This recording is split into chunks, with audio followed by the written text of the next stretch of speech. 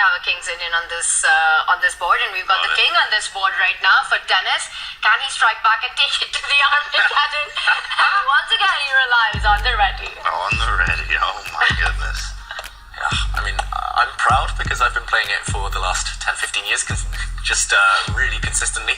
Nobody follows suit though, ever. They're like, oh, you play such boring openings. Magnus criticizes my boring openings, and now he's playing these types of openings. King's Indian, let's go. On both the boards. On both the boards, though? Love it. That's how you feel with a KID, I love it. Double Fee and Keto from both sides. Oh, yeah. The two mimics here, copycat chess. Total symmetry. Of course, chessable-wise, like, there's the best setup, apparently, is actually this. This is what Peter Spiller gives. He scores very well hitting Keto setup against the double fin Keto. It actually is very nice, and you get to choose which way you want to go. Black, flexibility-wise, as we see, we already have sort of a break in symmetry with C4 and E3 moves already. Now, Magnus should play pawn to C5, going back for the symmetry. Total symmetry there, but he actually, making a face of Magnus Carlsen, but he has a great score. As you mentioned, James, actually being black isn't necessarily the worst thing here. You kind of give the pressure, the burden to your opponent. Okay, there we go, C5. You basically say, what are you doing? And you basically play counter-attacking chess. You just react to whatever white tries to do. If white tries to occupy the center, either you take or maybe you copy, but you basically say to white, you lead the pace of this game, you lead the dance, and I will follow. And that's quite a nice situation to be in. And finally, we've got a break from copycat chess right now. The knight comes out, so hinting that if C5 is taken, the knight can jump to the center of the board, and also keeping it flexible with the D pawn. Does it move one step forward, or perhaps two at the right time? Magnus now asking questions. The queen comes out. You can go with queen to E7 as well. Just place that queen to a nice spot at the center of the board. Connect your rooks. The thing about Reti is that there are no long theories, right? No long lines. And you're playing these setups, all your pieces come out, the knight, the rooks at the center. Just looks like a very healthy structure. He does bring the rook to D1. Magnus here, he's aiming to trade off all the pawns in the center. If all of these 4 pawns disappear, then it's total symmetry and likely going to be a draw. Magnus will take the match. So for Denis, he needs to keep the tension as long as possible. He cannot get itchy fingers and start trading. Here, it would just simply be premature, I think. In the meantime, this game looks a bit quieter. At least it's going to be about these small strategic nuances. Let's see if there are any tactical...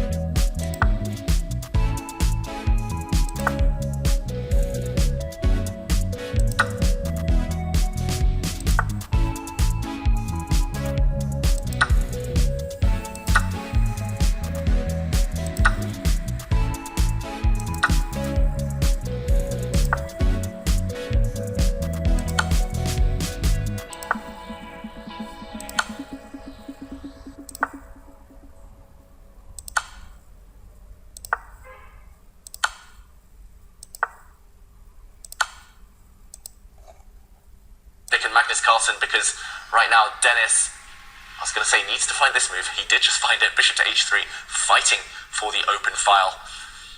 He's not making it easy for the wild number one. 20 seconds though for white. Magnus's position just looks so incredibly healthy. He does lose control of the c file, but with the bishop moved to the corner, the black knight can jump into the center of the board. Knight e4 looks very attractive. Look at the b4 pawn. It's tying down the white queen to stop it from advancing. Also the a4 weakness. Meanwhile, in Magnus's camp, everything looks healthy. Hard to imagine that is creating chances here. Magnus wiping meanwhile. Yeah, Magnus enjoying life, enjoying his big time advantage. I'm going to predict he's going to play your move, Tanya. Maybe even another move that comes to mind just to challenge this white bishop to try and fight for that c file again. I think the only downside for black is that white has access, and it's tough to fight. But 20 seconds for Denis Lazavik. A tough position to boot as well. Just gotta move. You want to get that 2-second increment. And of course, as Vincent said yesterday, yeah, you get the increment, but you have to move basically instantly. But what do you move? Knight c6 runs into bishop c4 ideas that you have to think about? He plays it. Bishop c4, only move, Tanya. The blue arrow appears. Otherwise, not the only move, but the best move for Magnus. He's not winning, but he might be in trouble actually if he doesn't play this one. Why are you not winning after bishop c4? You disconnect the rook from the knight? I thought that just loses on the spot. Yeah, I think white just has to sacrifice on that square, and you're right. Magnus has just got a material advantage, transforming that advantage. But Magnus doesn't like to let his opponent sacrifice exchanges. That's one thing I've learned from playing with him and playing against him, talking about chess with him. Okay, he allows it after all because there was nothing else. On the other hand, he loves to sacrifice his own exchange when he's on the defense. But this one just looks really nice to boot, right? You've still got that b-passer going on. Is that knight a bit of a taunt? This c8 square defended. Magnus finds rook 8 to keep the a5 pawn alive. Okay, in the meantime, this game in the balance, hanging in the balance, but we have to jump elsewhere.